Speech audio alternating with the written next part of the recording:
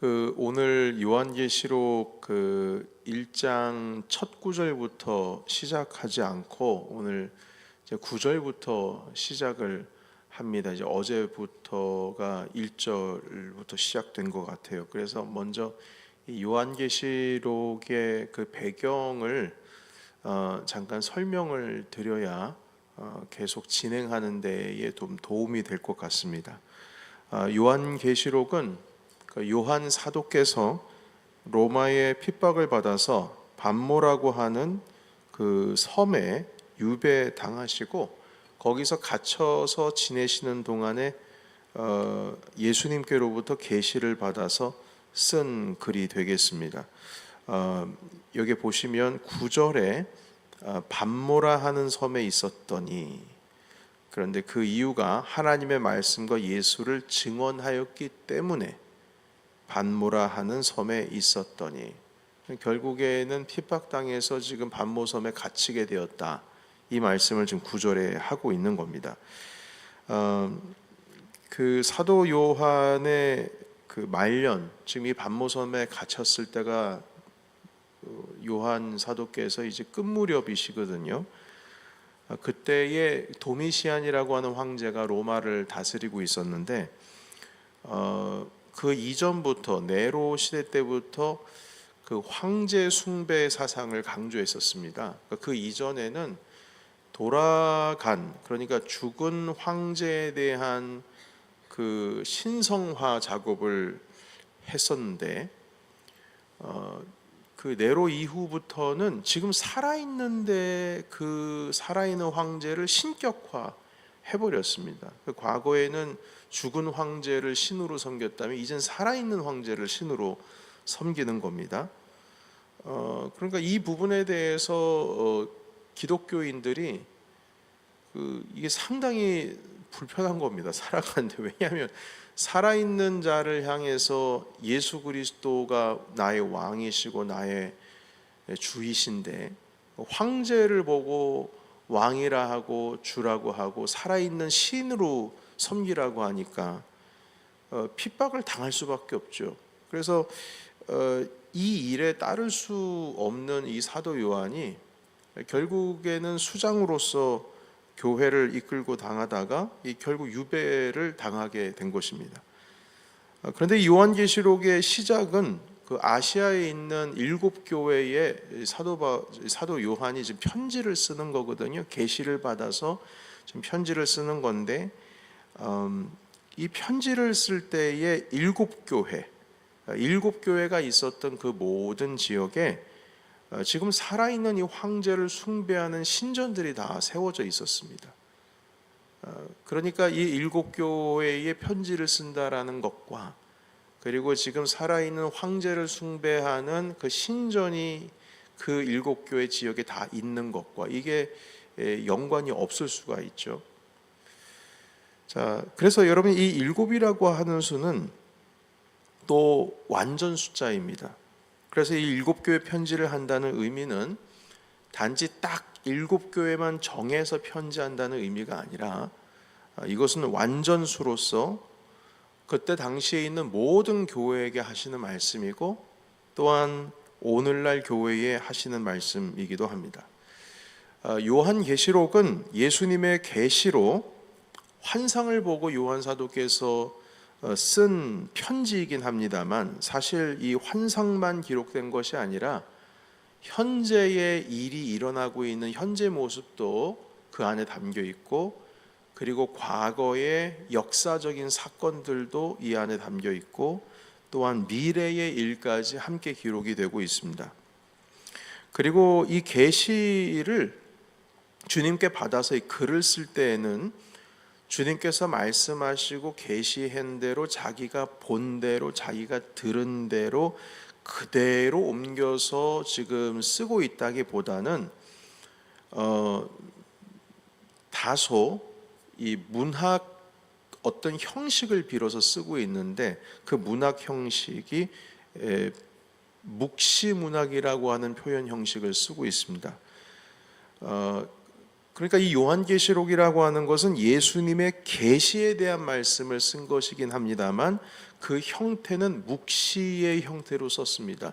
계시와 묵시가 다른 점을 좀 설명을 드리겠습니다. 계시라고 하는 것은 말씀을 직접 받은 자가 그 말씀을 드러낸 그분에 초점을 맞춰서 그분의 입장에서 이 글을 쓴 것이라면, 묵시라고 하는 것은 그 계시를 받는 그것을 전달하는 방식에 초점을 맞춘 겁니다.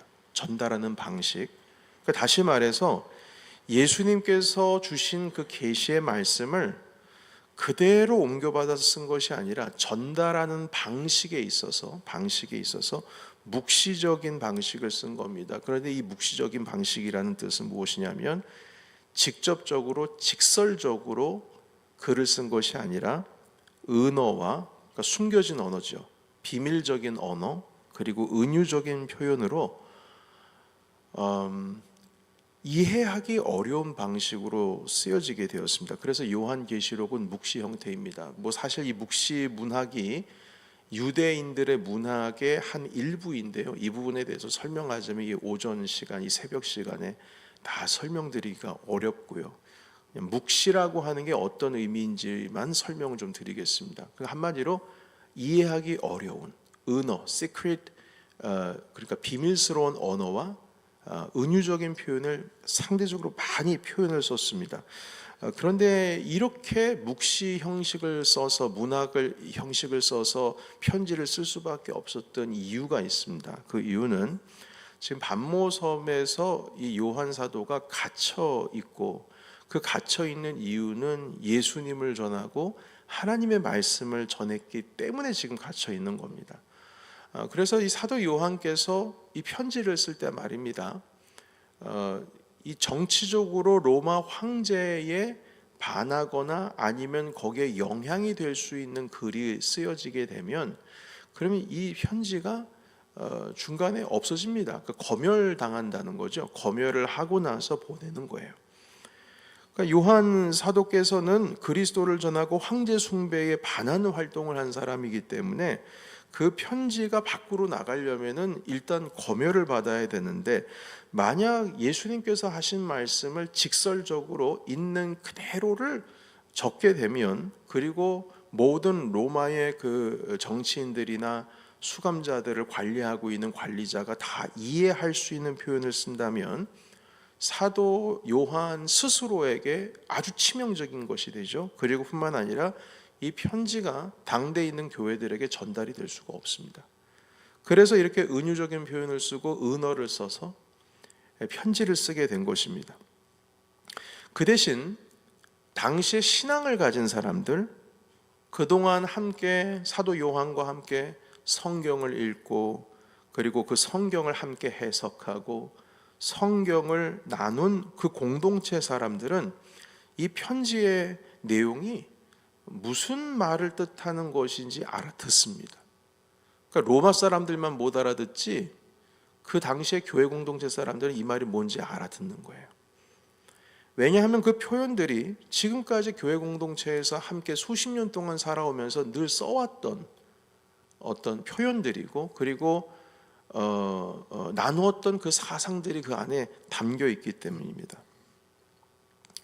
그 예를 들면 여러분, 오늘 성경 말씀 읽을 때 13절에 보면 촛대 사이에 인자 같은 이가 발에 끌리는 옷을 입고 가슴에 금띠를 띠고 그 머리와 털의 희기가 흰 양털 같고 눈 같고 그 눈은 불꽃 같고 그 음성은 많은 물소리 같고. 15절이요. 벌써 여러분 이 3절, 14절, 15절 보면은 이 사람이 누군가요? 예수님이에요. 벌써 인자와 같은 이가, 이 인자와 같은 이가 무슨 뜻이냐면 사람 같은 사람이 이 뜻이거든요. 사람 같은 누군가가 지금 말하고 있다. 그럼 이분이 누구냐라고 했을 때 로마 사람들은 못 알아듣습니다. 이 사람이 누군지. 그런데 인자 같은 이가 이 다니엘서에 나오는 표현이거든요. 그 다니엘서 유대 사람들은 이게 뭔 뜻인지 안다는 것이죠. 그래서 지금 7교회에게 하신 말씀이다라고 했을 때 예수 그리스도께서 지금 하시는 말씀이다라고 듣는 사람들은 다 이해가 되는 거죠. 그 제가 선교사님들 중에 일부와 지금 중국에 나가 계신 선교사님과 카톡을 나눌 때 쓰는 표현이 있습니다. 그분은 제가 표현할 때 윤과장이라고 표현합니다. 윤과장님. 그리고 회사의 대표님을 대표님 하는데 그 대표님, 사장님이나 대표님이 누구시냐면 그분이십니다. 그분. 그리고 보고를 한다는 것은 기도를 한다는 뜻이고, 그리고 회사는 교회를 뜻합니다. 그러니까 그런 표현으로 쓰고 있습니다. 그리고 제가 속해 있는 그 선교사님들 그룹 안에서 서로 카톡을 나눌 때 두 손 모은다는 표현을 합니다. 무슨 뜻인지 아시죠? 두 손을 모은다는 뜻은. 그리고 두 손 모아주시기를 부탁을 드립니다. 이게 무슨 뜻인지 아시잖아요. 그리고 주님을 표현할 때에 그 히읗, 니은, 니은으로 표현합니다. 알아듣잖아요. 누군지 알죠. 그리고 지금 그 활동을 하고 있는 그분을 표현할 때는 시옷, 기역, 시옷으로 표현합니다. 시옷, 기역, 시옷. 누군지 아시겠습니까? 목사는 뭐로 표현할까요? M, 시옷이죠. 시옷, 기역, 시옷은 누굴까요? 선교사님들. 그러니까 초성만 이렇게 해서 표현을 해요. 그래서 이게 물론 외국인들이기 때문에 우리 말을 이해 못하지만 혹시라도 이 글들을 볼 때 여러분 중국에서는 다 검열을 합니다. 한 가지 말씀드릴까요? 한국에서 신학교 졸업생들의 졸업 명단 있지 않습니까? 중국으로 다 넘어갑니다. 에이 설마, 아니요, 진짜 그렇습니다. 다 넘어갑니다. 그 해의 졸업생들 이름 명단이 다 넘어갑니다. 이건 거짓말도 아니고 소문도 아니고 실제입니다. 그래서 이 표현하는 데 있어서 상당히 애를 쓰고 조심해야 합니다. 심지어 제가 김웅 선교사님과 윤혜은 선교사님한테 카톡 보낼 때도 조심합니다. 다 검열 받습니다. 그러니까 꼭 이런 방식은 아니지만 요한계시록에서 표현하고 있는 표현들이 당시의 교회 공동체에서는 이해할 수 있는 문학 표현 방식을 쓰지만 그때 당시에 로마 사람들은 이해할 수 없게 쓴 것이 이 묵시 문학이라고 하는 형태입니다. 자, 그리고 이제 본격적으로 보자면 그 1장 9절의 말씀에 보면 요한에 대해서 소개를 하고 있는데 독특한 것은 너희의 형제요라는 표현이 쓰여지고 있습니다. 우리 같이 읽어볼까요? 9절의 말씀. 자, 시작. 나 요한은 너희 형제요 예수의 환난과 나라와 참음에 동참하는 자라 하나님의 말씀과 예수를 증언하였으므로 말미암아 밤모라 하는 섬에 있었더니. 아멘. 여기 보면 형제라는 표현을 쓰시는데 이 형제라고 쓰는 표현이 특별한 겁니다. 왜냐하면 사도 바울 같은 경우에는 내가 예수 그리스도의 종이고 그리고 사도다 이런 표현을 하면서 자기를 소개했는데 요한 사도께서는 자기를 형제라고 표현을 하고 있습니다. 이 형제라는 표현은 초대교회의 동료 그리스도인들을 표현할 때 썼던 표현입니다. 우리가 보통 쓰는 형제님, 자매님. 자, 그런데 오늘날 형제님, 자매님이라는 표현은 잘 안 쓰잖아요. 다 직분, 호칭을 쓸 때 직분 이름을 부르지 않습니까? 그러나 제가 20대 때에는 형제님, 자매님이라는 호칭을 상당히 많이 썼습니다. 그리고 어떤 단체에 갔을 때는 목회자님들과 다 모여 있는데도 서로 형제님, 자매님 썼고요. 그리고 심지어 그 안에 권사님도 있고 집사님도 있지만 형제님, 자매님으로 그 단어를 호칭을 사용했었습니다. 그리고 제가 알기로는 뉴저지에 있는 어떤 한 대형 교회는 형제님, 자매님이라는 표현을 지금도 쓰고 있는 것으로 알고 있습니다. 직분을 이름을 호칭하지 않습니다. 왜냐하면 초대교회가 그렇게 불렀기 때문입니다. 물론 초대교회에도 직분이 있었습니다. 사도라는 직분, 교사라는 직분, 목사라는 직분, 그리고 감독이라 하는 직분, 뭐 선지자라 하는 직분, 또 장로라 하는 직분도 있었지만 그 은사대로 부여받은 그 직분이 어떤 한 직급을 말하는 것이 아니라 은사대로 자기가 맡은 부분에 대해서 직분을 받은 거기 때문에 그것은 호칭이 아니었습니다. 한마디로 직분이었죠. 호칭은 다 형제요 자매였습니다. 그래서 목사를 목사로 부르지 않고 집사를 집사로 부르지 않고 다 형제님 자매님으로 불렀습니다. 그것이 예수님께서 승천하시고 나서 100년 동안 초대교회에 서로 부르는 호칭이었고 그것이 그리스도교의 특징이었습니다. 이 의미는 우리가 주 안에서 동료라는 뜻입니다. 직급을 나누지 않았습니다. 그래서 이 형제라고 소개하고 있는 이 사도 요한은 사실은 그때 당시에 유일하게 남아있는 예수님으로부터 직접 가르침을 받고 부활을 목격한 그리고 대위임을 받은 유일한 남아있는 사도였습니다. 왜냐하면 나머지 11사도는 다 죽었어요. 혼자 남았습니다. 그럼에도 불구하고 스스로를 향하여서 온 교회의 형제라고 하는 표현은 이것이 오늘날 우리가 어떻게 교회를 운영하고 살아가야 되는지를 보여주고 있습니다. 그렇다고 해서 많은 교회 사람들이 사도 요한을 깔봤겠습니까? 아닙니다. 유일한 주님의 제자예요. 근데 스스로가 그 권한과 어떤 권위를 가지고 있습니다만 그걸 내세워서 서로와의 관계를 정한 것이 아니라 나는 너희와 함께하고 있는 형제다. 하나님께로부터 같은 부름을 받은 자다 라고 하는 의미에서 이 형제라고 하는 표현을 썼습니다. 자, 그리고 9절에 보시게 되면 계속 환난과 나라와 참음에 동참한 자라고 썼습니다. 이 동참한다라고 하는 것은 나뿐만 아니라 너희들도 마찬가지로 이 환난과 나라와 참음에 동참했다. 그런 의미에서 우리가 형제라는 뜻이죠. 환난과 참음 그 사이에 나라라는 표현이 있습니다.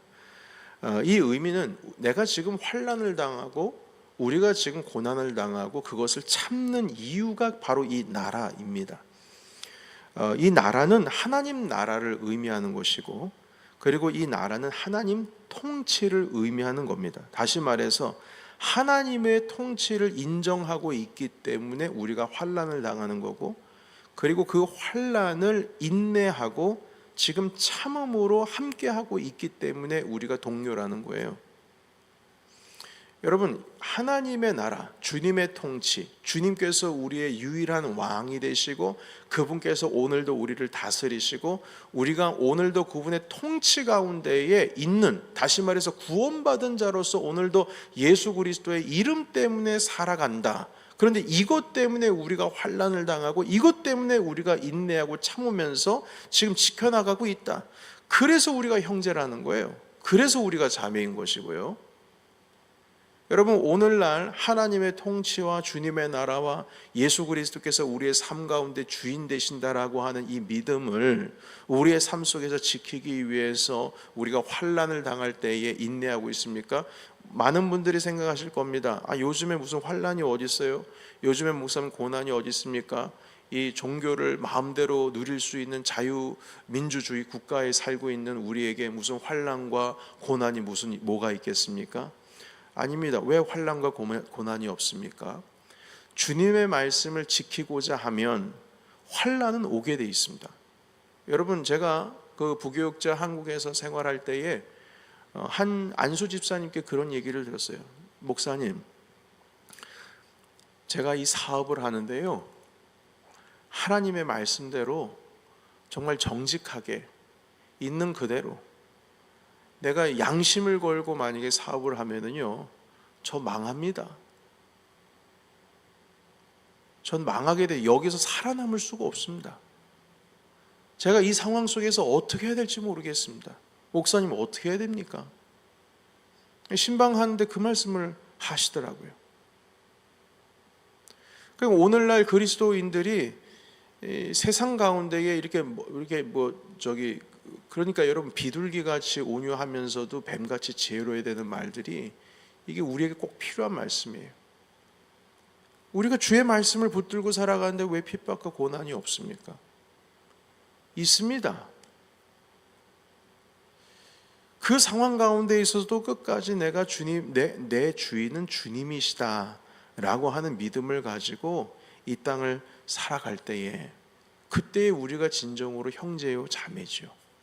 그냥 내가 살고 싶은 대로 다 살고, 그냥 하고 싶은 대로 다 하고, 내 욕망 가지고 있는 거, 뿜어내고 싶은 거 다 뿜어 살고 나면 그건 우리가 형제자매라고 부르고 있지만 이 형제자매라고 할 수가 없죠.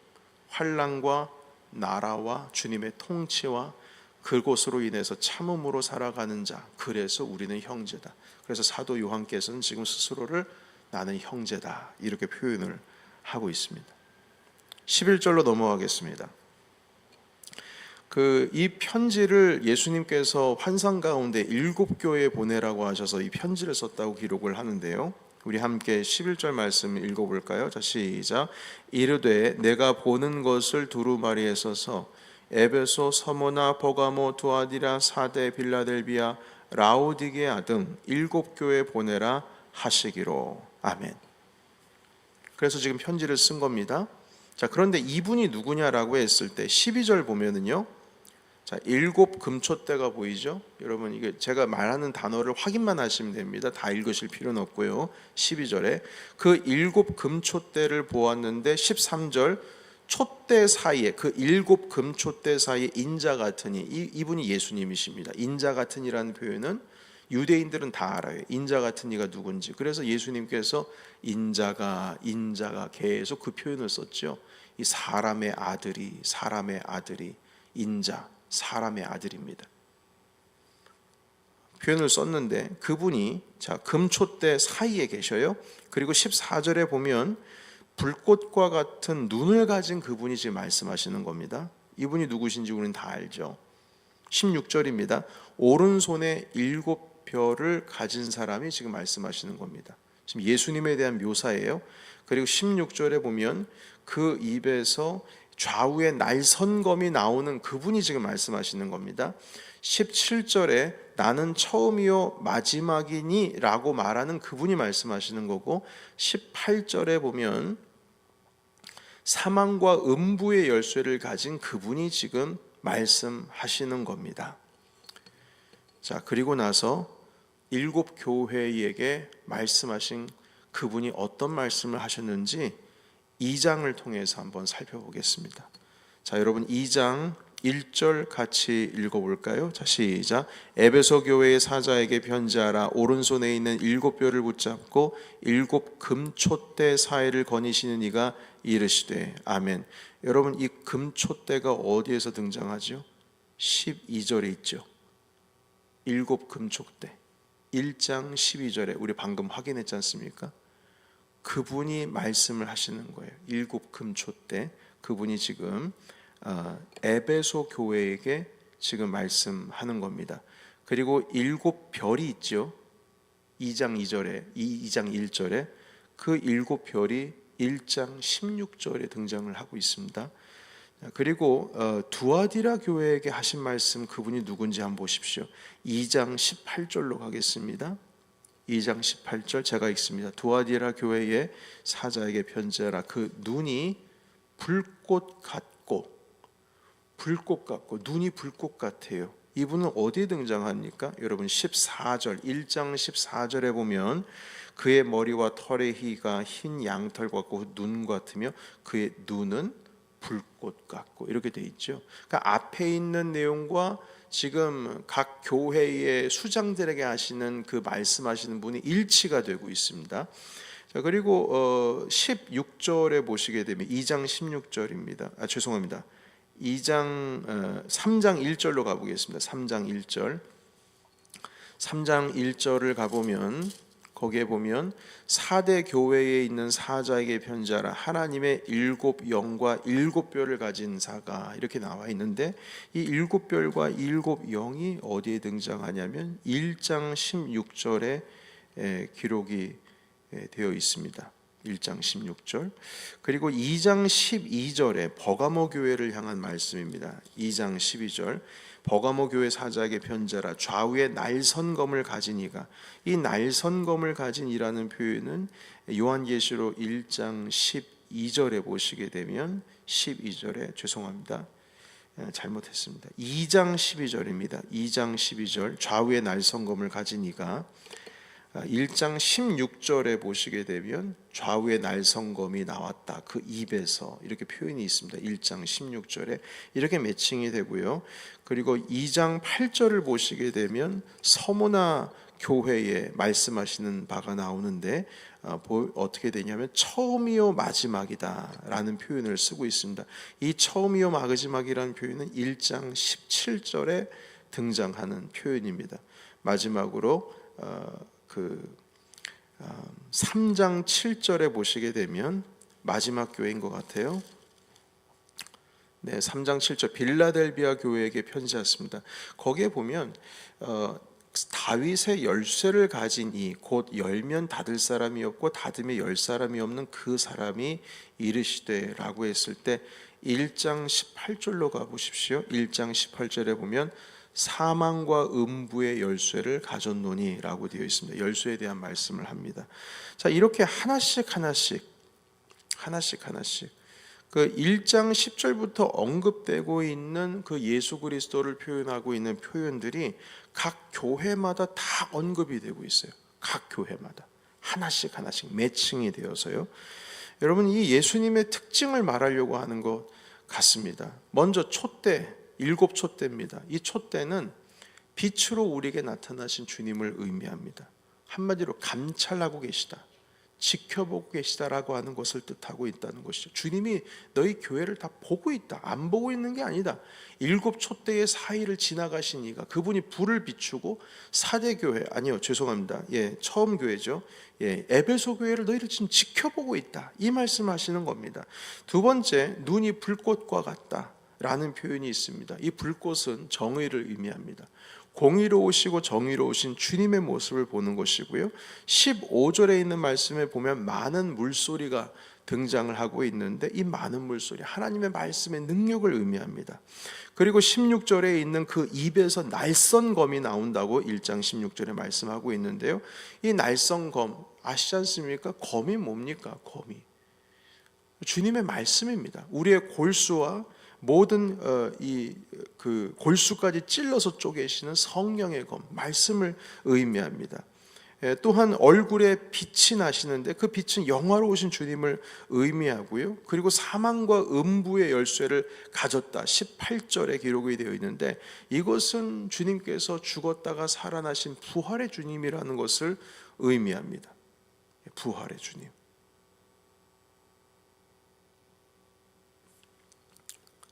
부활의 주님이십니다.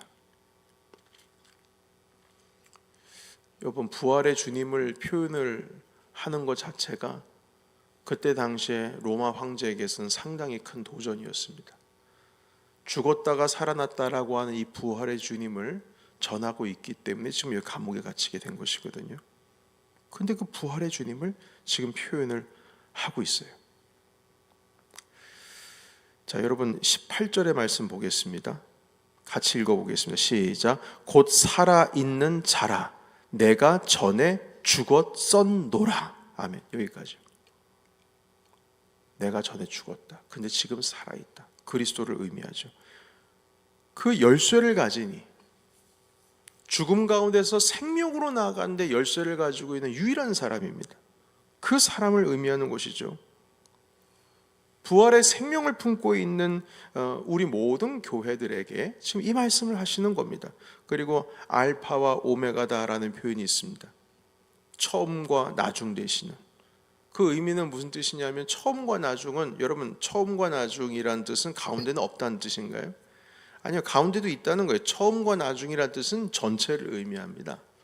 처음은 하나님께서 이 땅을 창조하실 그때부터 마지막은 주님께서 이 땅 가운데 오시는 그날입니다. 그 전 역사를 주관하시는 이가 지금 말씀하신다. 처음과 나중 되시는. 그러니까 이 역사의 주관자는 로마 황제가 아니라 하나님이시다. 예수 그리스도시다. 이 말씀을 하고 있는 겁니다. 이것을 지금 각 교회에게 7교회에게 다 설명을 해주고 있는 거예요. 이분이 도대체 누구시냐.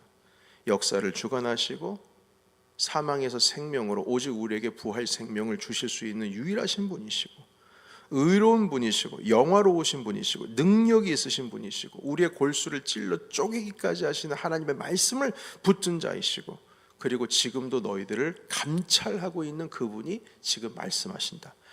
얼마나 큰 권위가 있습니까? 이 정도인데.